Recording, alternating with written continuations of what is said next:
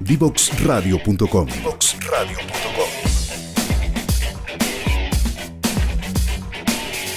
Conversaciones que simplifican lo complejo.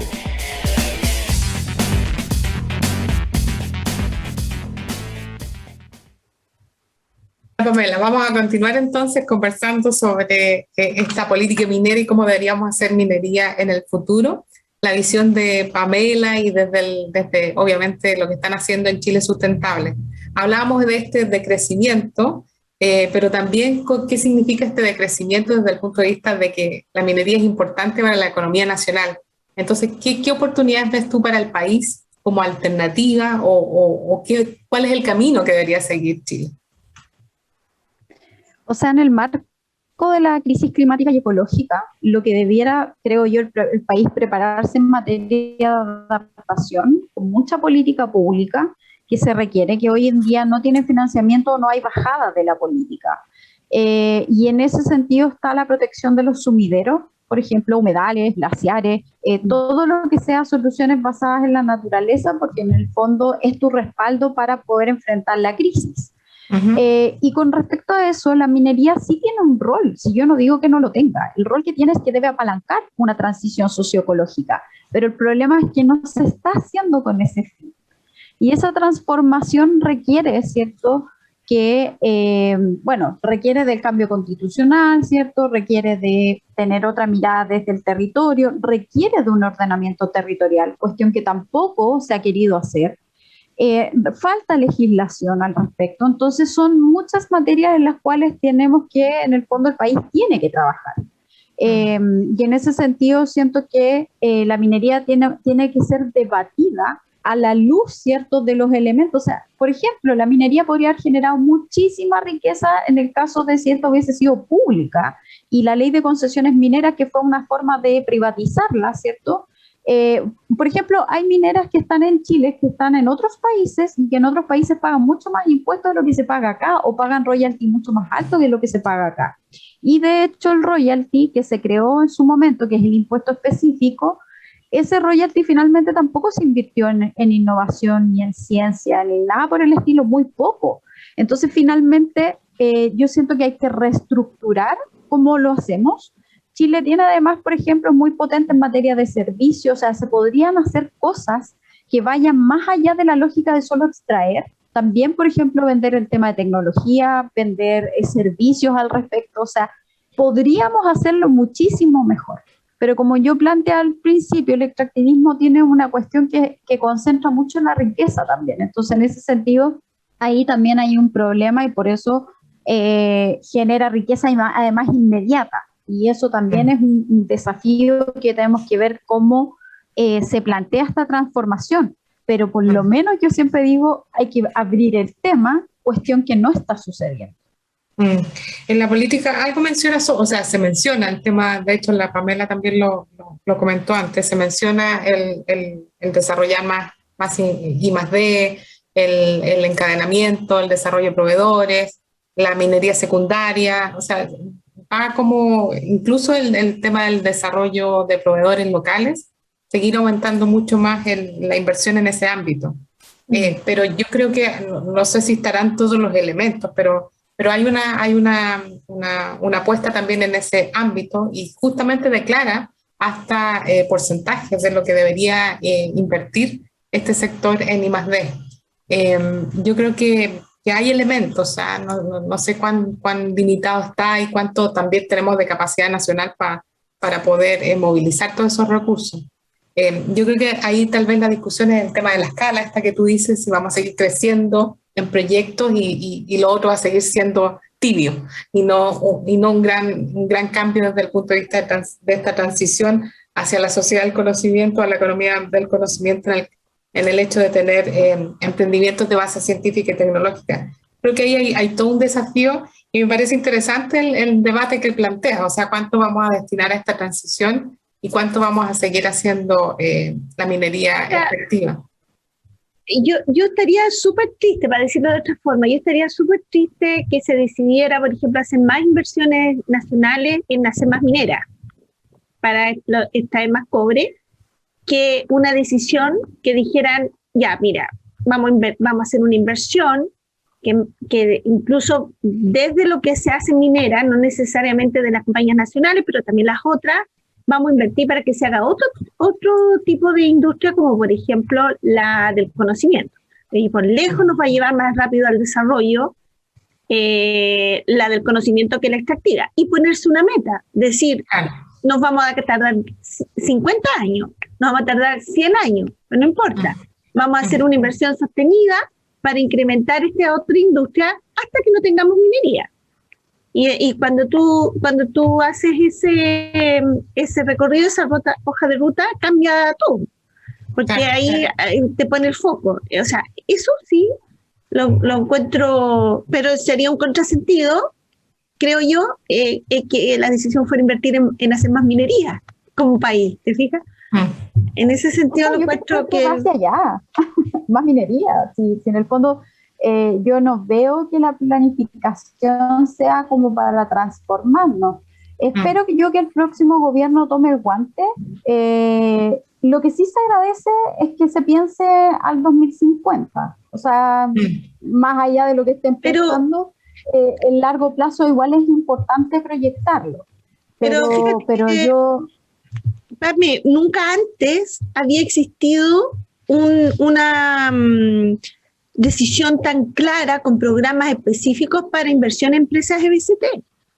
Nunca antes. O sea, estamos viendo los primeros realmente concursos. O sea, de hecho, fondos de inversión, las EBCT necesitan fondos de inversión, están recién apareciendo. Entonces, yo creo que, y esta por lo menos el documento que vi del 2050 y que participé, viene claramente con mecanismos para financiar EBCT, y que esas EBCT son empresas no para hacer más minería, son empresas de conocimiento que son transversales en términos de industria.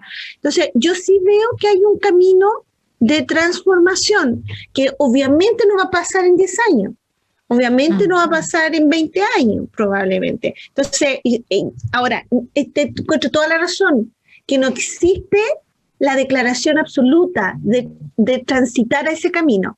Y tampoco todo el boldness, no sé cómo se dice, el atrevimiento, todo el atrevimiento que uno debe tener en la estrategia para decir vamos a convertirnos en tantos años en un país desarrollado en base a conocimiento y vamos a dejar de ser extractivos. O sea, esa declaración per se efectivamente no está.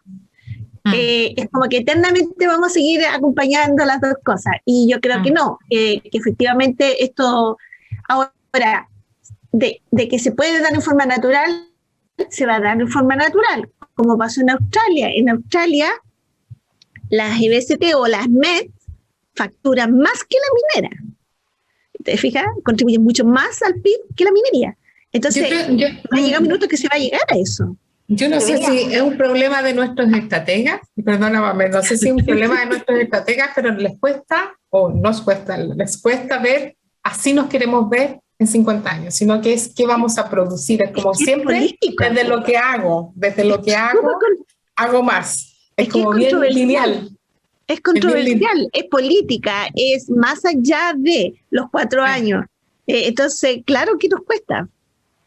Pero también tiene que ver con que para que ser un país extractivo tienes legislación laxa, tienes autoridades cómplices y también tienes pésima fiscalización. O sea, esos son elementos que yo siento que para un país extractivo se dan porque en el fondo no se permitiría, no ocurre. Mira, si por ejemplo tuviéramos una fiscalización en materia hídrica y de la superintendencia de medio ambiente, así pero full, yo te aseguro que hay muchas cosas que no ocurrirían, pero ocurren porque en el fondo todo es laxo en este momento.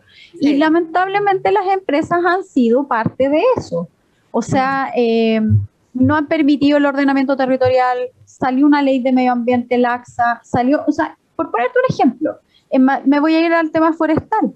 En el tema forestal, por ejemplo, las forestales no entran al estudio de impacto ambiental. Y si tú revisas la ley, la historia de la ley, quien presentó la indicación para que no entre en estudio de impacto ambiental fue Piñera. Entonces, Piñera era el 93.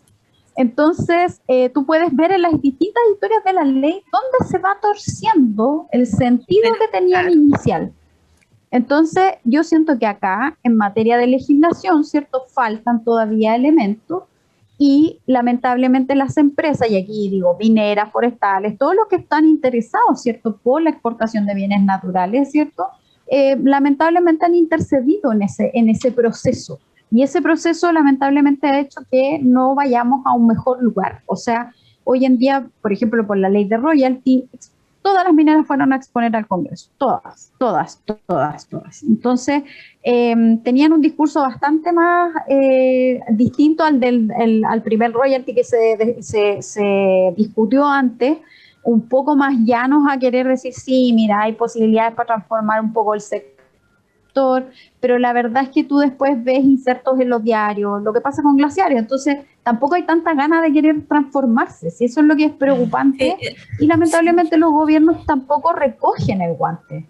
Pamela, pero 2 segundos, solamente para cerrar en este tema. Pamela, pero eso no es solamente del sector minero, por lo que escucho, y también uno podría ver en la planificación urbana, o sea, tampoco es que ha habido una...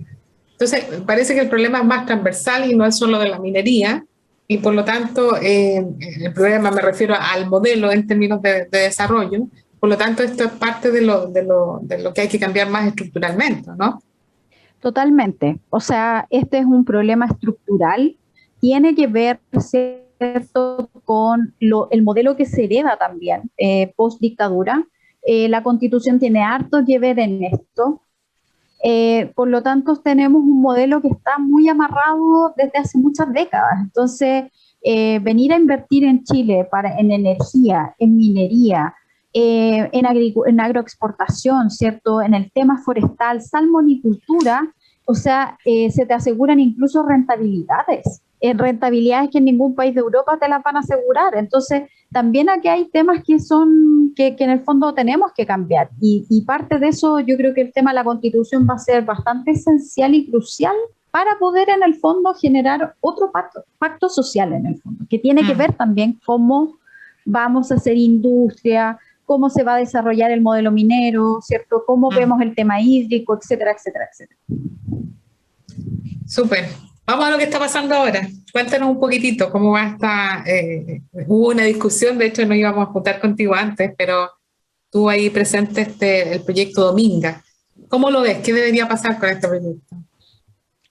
O sea, sinceramente, incluso ayer creo que salió en una revista algunos científicos diciendo las 30 causas, creo que son de por qué el proyecto no se tiene que hacer. O sea, por lo que se ha recogido en prensa, tenemos que el proyecto, más que un proyecto minero, es de especulación, en el sentido de que la ley del mineral, por ahí decía una persona que trabajó dentro de la minera, ni siquiera la ley del mineral es como rentable para extraerlo en el fondo. Entonces, yo siento que ese proyecto ha sobrevivido solamente por la especulación que hay alrededor de que si el proyecto se aprueba, que el proyecto en el fondo sería rentable, ¿cierto? Es un proyecto que dura 20 años. Es sumamente, o sea, vas a destruir ecosistemas por 20 años. Es una cuestión que a mí por lo menos no me cabe en la cabeza. Yo creo que es un proyecto que finalmente no se va a hacer. Creo que la Corte Suprema va a tener o sea, de hecho tiene un recurso de casación, por lo tanto la Corte Suprema se tiene que manifestar y si eso se manifiesta a favor de quienes lo presentaron, el proyecto no se realizaría. Entonces, es un despropósito el haberlo aprobado y yo creo que fue un tratar de darle como oxígeno, ¿cierto?, a un proyecto que ya estaba bastante, digamos, que estaba ya muriendo, por decirlo así, se le trató de dar oxígeno para reimpulsar de que está vivo en el fondo. Pero yo creo que no debiera ocurrir más.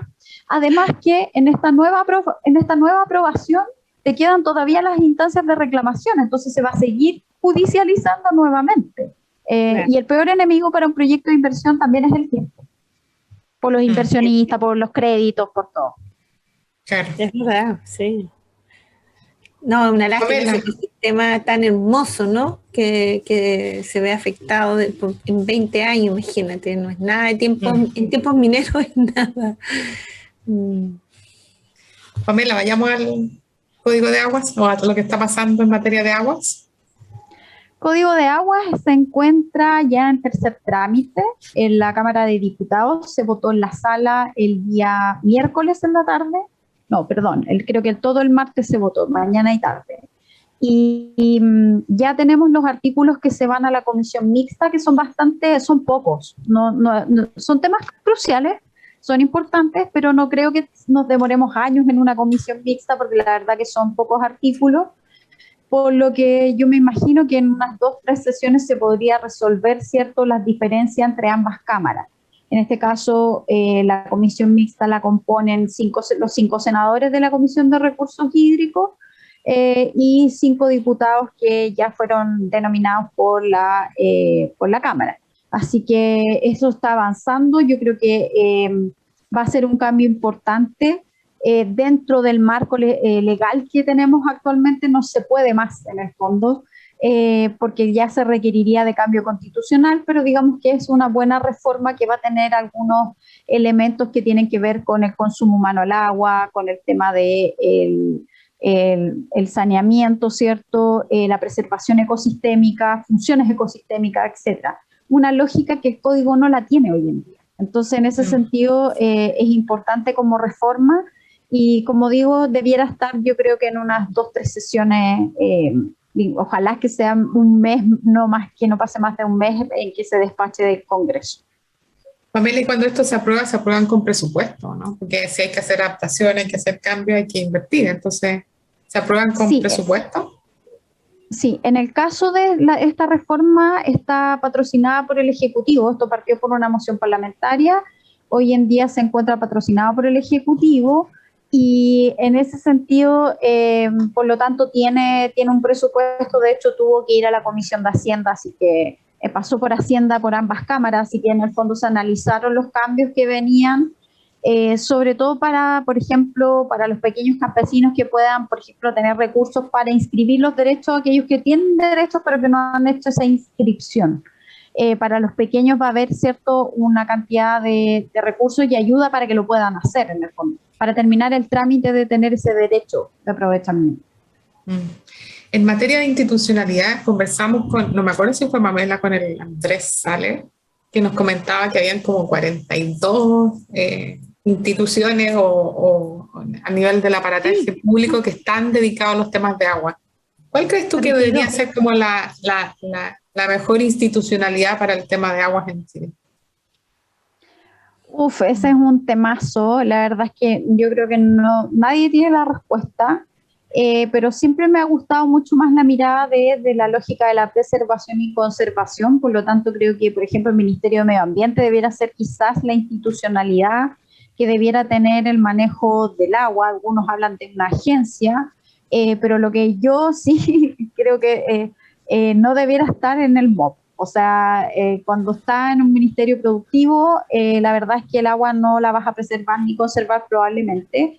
Y por otro lado, ahí paso el aviso de que el proyecto de ley que propone esta nueva subsecretaría, en vez de disminuir la institucionalidad, la amplía. Entonces, es un proyecto de ley que yo hasta ahora, por lo que he sabido y lo que yo me estudié, la verdad el proyecto no suma absolutamente nada. Así como, de verdad que es un proyecto que yo creo que ni siquiera debieran tramitarlo. Así como, hay proyectos que entran y... Dime. Es tan estratégico el recurso que debería, creo yo, estar en... Ahora sí, te quedaste pegado un poquito. Congelé, ¿o no? Ahora sí. Sí. Ahora sí, Pamela, dale. No, yo decía que es tan estratégico. ¿Sí? ¿Me escuchan? Sí. ¿Me escuchan? Sí, dale, Pamela. Te decía que es tan estratégico el recurso hídrico para un país que yo creo que debería estar incluso en el Ministerio de Economía. Tan estratégico para el crecimiento de un país que debe... sino de economía, de hacienda, porque sin agua no se crece. Pero queremos seguir creciendo. Esas son preguntas que también tenemos que hacernos, porque en el fondo crecimiento implica ocupar. De partida yo no hablo de recursos naturales, porque recursos naturales implica un uso economicista. Hablo de bienes de la naturaleza y en ese sentido tenemos que buscar el equilibrio y por lo tanto Las aberraciones que hemos visto en biodiversidad es porque los ecosistemas, muchos ecosistemas en este país están en manos del Ministerio de Agricultura, de Cernapesca. O sea, anoche mismo dieron un reportaje de las salmoneras, ¿cierto? Cómo se comportan en ambientes prístinos, y es porque están en ministerios, ¿cierto? O servicios que tienen una labor productiva. Así que yo a economía, por si acaso dejaría el agua en manos de economía, porque economía de hecho tiene una oficina que se llama Oficina de los Grandes Proyectos Sustentables, y son puros proyectos extractivos. Entonces, en esa lógica están tratando de hacer fast track para aprobar proyectos. Por lo tanto, es muy peligroso dejar al gato por la carnicería. Pero justamente eso es al revés, o sea, no es cuánto queramos crecer, es cuánto podemos crecer. El agua es uno de los insumos que te limita el crecimiento. Si no hay agua, no puedes hacer proyectos. Entonces, ¿quién debería comandar? Es como querer hacer una torta sin ingredientes, ¿no es cierto? Entonces, eso es justamente lo que limita el crecimiento.